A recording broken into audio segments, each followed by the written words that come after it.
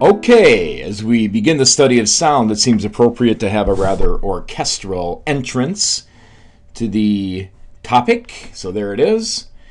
And we are armed at this point with a basic understanding of wave phenomena.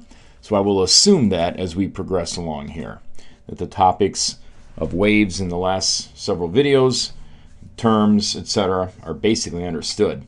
So a sound wave, or any wave, you think of it as a source, a vibration, producing a wave, and then it's detected. So you have information flow, and the wave itself is a transfer of that energy or information or whatever to the detector. Well, let's continue on with our understanding here with a few additional terms that probably are actually quite familiar, like speed. What do we know about speed? That it's dependent on the medium itself and nothing else, as we've discovered. So for air, this is a very common and rather ubiquitous in our life. In other words, everywhere we go, we utilize the medium of air to communicate with our voice, as I'm doing right now. And the speed of the medium itself has been basically narrowed down to this particular quantity of 331 meters per second, but modified by the temperature of the air. So as it's 0.6 degrees per centigrade degree. Okay, in other words, if you have the degrees centigrade, you multiply that by 0.6. However many degrees times 0.6, that's above zero. Okay, you add that on. So that's just an empirical result. So as the temperature rises, the speed goes up, is what that turns out to be. Now, the loudness, how loud something sounds, is related to the energy of the wave. That's not too surprising, I'm sure.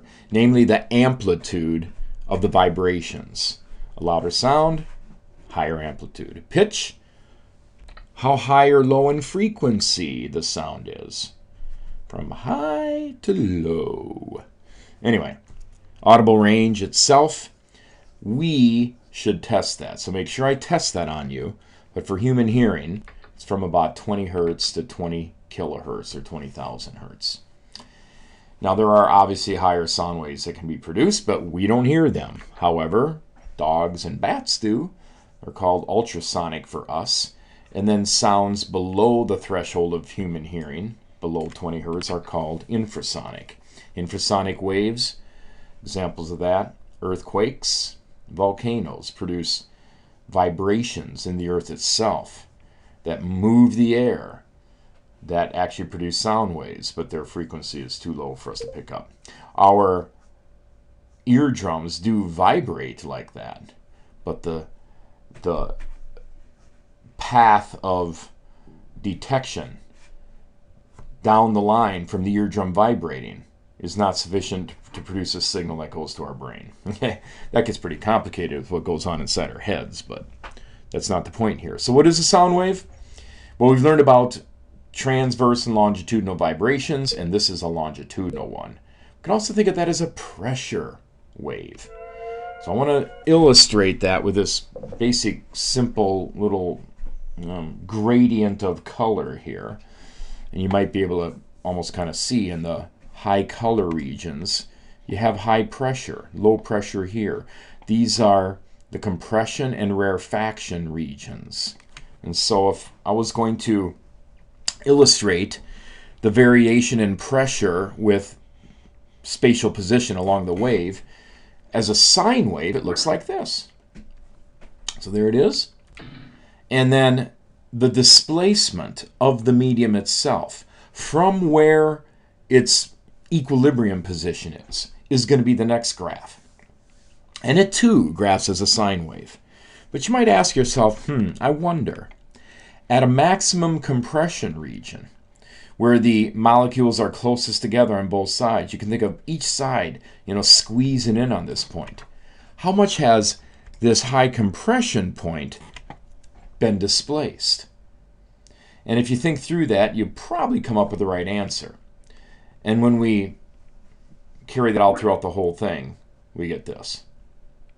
So when you compress on both sides, you really haven't moved the molecules right there at the highest compression. Notice the displacement of the medium, 0.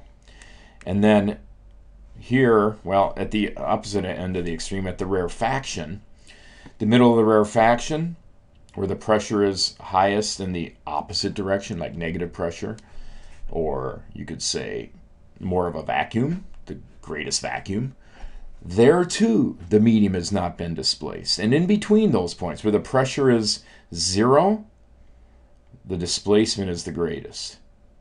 That's where there's no expansion. The transition between expansion and compression is equal, and that's where it moves the most. So basically, it's kind of like you can think of either molecules from here moving all the way out to here, or the molecules from here moving all the way into the compression.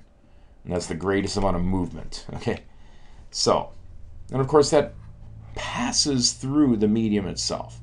So these pressure regions are changing position as time goes on. I'm looking at a snapshot right now. So the displacement from the equilibrium is 0 when the pressure is max or min, and when the pressure is 0, displacement is the maximum or the minimum, depending on how you look at it. So there is a basic sound wave.